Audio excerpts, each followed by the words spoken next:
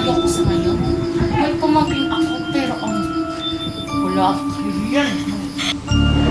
At hanggang ngayon, nawawala pa rin si Ana dahil ang uling pagkakakala ay pinatay siya ng magkapatid at hindi na lumitaw ang kanilang mga nakaraan.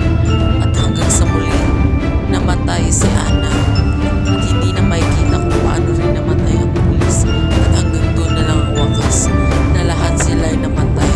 Si Simon na natira nung ito'y naluha at namatay na rin makalipas ng 20 taon.